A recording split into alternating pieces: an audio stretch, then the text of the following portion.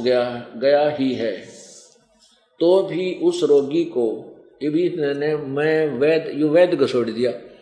अब ये वेद कोई दवाइयाँ की किताब को ना, ये भगवान के विषय में जानकारी है। ये जो है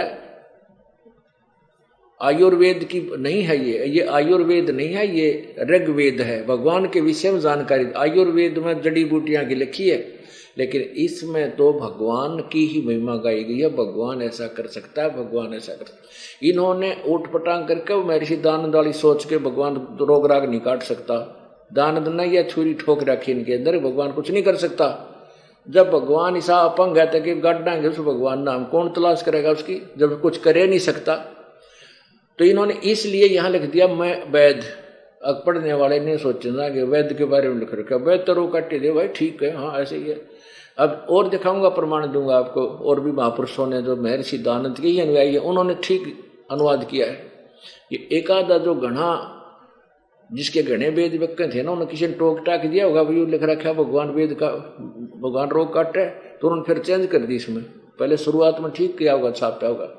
अब देखो, उस रोगी को मैं वैद कष्टप्रद, ये वैद नहीं है, उसको मैं यानी भगवान कष्टप्रद रोग के पंजे से छुड़ा लाता हूँ और 100 शरद ऋतुओं तक यानी 100 वर्ष, 100 शरद ऋतु माने 100 वर्ष तक जीने के लिए इसको बलयुक्त करता हूँ। ये तड़ंगा कर रखा इनने, और इन्हीं के द्वारा, इन्होंने बाद में चेंज किया वैद, सिर्फ वैद शब्द गलत लिखा है। अब देखो, इन्हीं के द्वारा महर्षि दानंद जी के अन्य अनुवादकर्ताओं ने कैसे किया है। देखो, ये एक बड़ा साइज में लिपिबद्ध किया है, यानी छपाया से बुक का साइज बड़ा बना रखा है, बाकी अनुवाद उसी का है। ये कहाँ से छपा है और देखिएगा।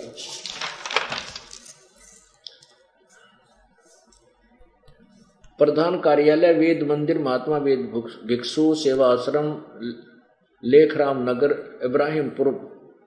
इब्राहिमपुर मुखमेलपुर दिल्ली।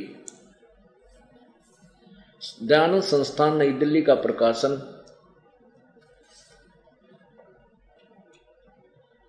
ये नई दिल्ली से प्रकाशित है। ये देखिए नीचे इसकी भूमिका में लिखा है, महात्मा वेद भिक्षु भारतेंद्र नाथ दानंद संस्थान करोल बाग नई दिल्ली से। प्रकाशक है पंडिता राकेश रानी। अब इसके उसी मंडल को देखते हैं, सूक्त नंबर 10 मंडल नंबर 161। ये देखिएगा, ऋग्वेद मंडल नंबर 10 सूक्त 161 और ये मंत्र नंबर 2, ये 2।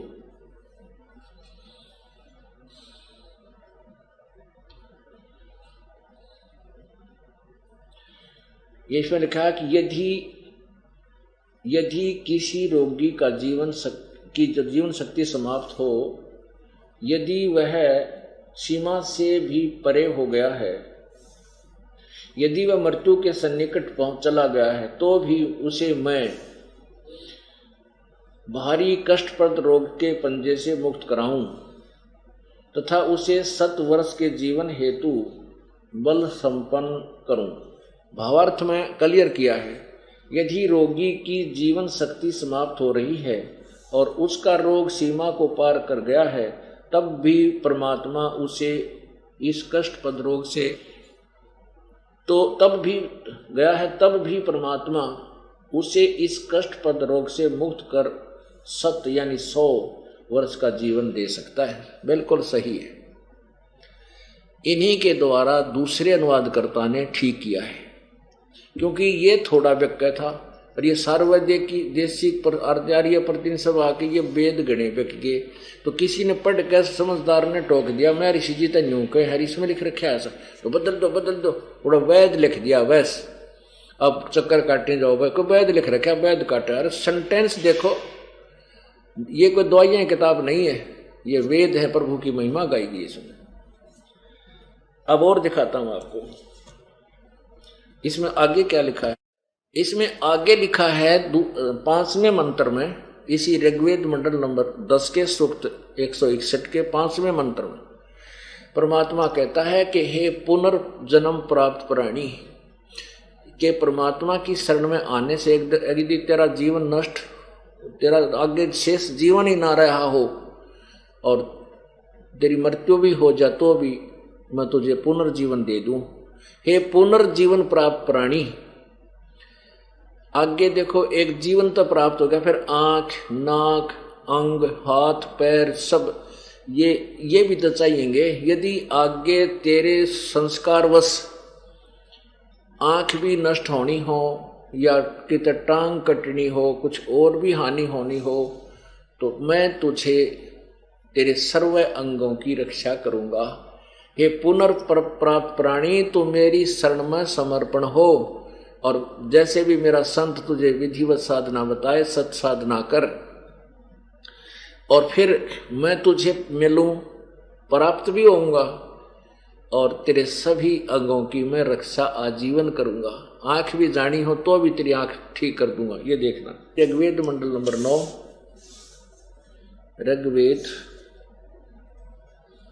ऋग्वेद मंडल नंबर 10 सूक्त नंबर 161। ये आपने दूसरा मंत्र पढ़ा, अब 5वां देखो। इसका अनुवाद यहां किया है। हे रोगी, मैं तुझे रोग से मुक्त करूं और तुझे मैं पाऊं, यानी प्राप्त भी होऊं, मिलूंगा तेरे को मैं। तू पुनः आ, यानी समर्पण कर। हे नव जीवन के धारक अर्थात पुनर्जीवन प्राप्त प्राणी, नवजीवन तुझे मिला है। हे सकल अंग युक्त, तेरी चक्षु आदि इंद्रियों और सारी आयु तुझे दूं। इसका अर्थ तो सिंपल सा ये बनता है, जैसे दास ने आपको अभी बता दिया कि हे पुनर्जीवन प्राप्त प्राणी, तो मेरी शरण में समर्पण हो। पुण्यात्माओं, जैसे कोई ऐसे बहुत सी यहाँ पर कई हजारों की संख्या में ऐसे भक्त बहन भाई हैं कि जिनके कति अंतिम सांस गिने थे, कैंसर और बरानी के हो रही थी, अब वो कति स्वस्थ हो गए। अब उनके लिए कह रहा है कि तू समर्पण कर मेरे में। समर्पण का अर्थ है कि जीवित मर अधिक से अधिक प्रभु की भक्ति कर, सत्संग में आया कर। यदि आप उस दिन मृत्यु को प्राप्त हो जाते तो ये तुम्हारे काम को कौन करता? परमात्मा आज तुम्हारे साथ हैं। मोक्ष प्राप्ति के लिए आपने अधिक से अधिक सत्संग अटेंड करना चाहिए। इसका यही उद्देश्य है कि हे पुनर्जीवन प्राप्त प्राणी, तो मेरे शरण में आ, यानी समर्पण भाव से लग, और फिर तो मैं तुझे आगे तेरे और भी जो कुछ दुखाने हैं उनको भी दूर करूंगा। आगे देखो, अब बहन बेटियां भाई बच्चे दुखी हैं, विशेषकर बहनें ज्यादा दुखी होती हैं। किसी का पति शराब पीता है, किसी का या कोई और किसी कारण से दुखी करते हैं, तो परमात्मा कहता है मैं उन्हें भी सीधे कर दूंगा यदि आप मेरी समर्पण रहोगे, तुम्हारे सब बाधाओं को दूर करूंगा। अब देखो उसी का वेद समर्थन कर रहा है। अब यही ऋग्वेद मंडल नंबर 10 सूक्त 162 में देखो, ये 63 आगे शुरू होता है, ये 62 है। यही 162 में क्या कहा है, इस 5 में 161 के 5 में ना 62 के 5 में, हे नारी, जो तेरे पास तेरे भ्राता के रूप में अथवा पति से व प्रेमी बनकर प्राप्त होता है और जो तेरी प्रजा का नाश चाहता है, हम उसे यहाँ से भगाएं। अब इसका वास्तविक अर्थ तो कुछ और बनता है, फिर भी ये कुछ इसमें लवासी ला रखी है बात इसने। इसका कहने का भाव ये है कि यदि जैसे कबीर, ये धर्मदास जी थे जो कबीर परमेश्वर के परम शिष्य थे, जब ये मालिक आए हुए थे, तो उनके एक काल ने अपना दूत बेटे रूप में भेज रखा था, नारायण दास। वो बेटे रूप में नारायण दास पहले ही इन एडवांस भेज दिया था कि यो भक्ति करण का आदमी दिखा है, कभी भगवान आए थे उस तत्वदर्शी संत से की हुई कमाई युक्त है, और इसके घर में काल ने अपना दूत भेज दिया पक्का। कि यो इसने भक्ति कर नहीं देगा और इसकी बिरान माटी रखे। और पुत्र पिता की पुत्र में मोह घना होता है, तो इसलिए वो नारायण दास भेज रखा था। तो कबीर परमेश्वर जब धर्मदास को समझा रहे थे, धर्मदास जी परिचित हो गए, सतलोक में भगवान को देख भी लिया, तो समर्पण हो गए, प्रभु आप पूर्ण परमात्मा हैं। फिर अपने जब स्वयं ज्ञान समझ में आ जाता है, तो ये भक्त ने सोचा अपने भाई ने भी कह दूं, अपनी बहन ने भी बताऊं, पत्नी को भी बताऊं, पति को भी बताऊं, बेटे ने भी लाऊं शरण में, बेटी को भी लाऊं। तो नारायण दास अकेला ही पुत्र था। अब धर्मदास ने सोचा इस अपने नारायण दास बेटे को भगवान के चरणों में लगा दूं ना तो काल के मुंह में जाएगा। तो नारायण दास को धर्मदास ने खूब समझा, बेटा भगवान आए हुए। तो नारायण दास को क्यों, तो काल का दूत था बेटे रूप में। कहने लगा पिताजी तेरा दिमाग खराब हो गया बुढ़ापे में, सारी उम्र तूने कृष्ण राम की गीत गुण गाए, राज तो 60 साल की उम्र में तेरा भेजा खराब हो गया। एक जुलाहे धानक को तू भगवान मान पर बैठा, ऐसी बेहुदी बातें गाड़ दे, गुंडा है, बदमाश है, हमारे पैसे को हड़प करना चाहता है, हमारे पास पैसे गणे इसलिए धक्के खाओ, यहाँ तीसरे दिन आ बैठे।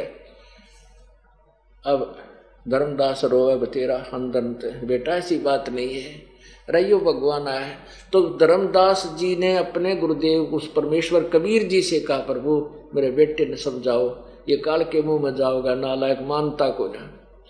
अब नारायण दास को कबीर साहब ने उनको तो मालिक था, परमात्मा को पता था कि यू कोनी मानन का, यू काग का है, कोयल का कोनी। तो उसने परमात्मा ने भी औपचारिकता से जैसे समझाते हैं भाई धर्मदास के न्यू मन में ना हो, कबीर परमेश्वर ने मेरे बेटे को ना समझाया, मान जाता है। बहुत समझाया, कई बार आए, जय बार समझा, और वो मानने न्यू के पड़ा रहे, तू पता है जैसा तू ज्ञान जानता है, मत बात करे मेरा पिताजी को तूने बहका लिया, तो पैसे ठगना चाहता है।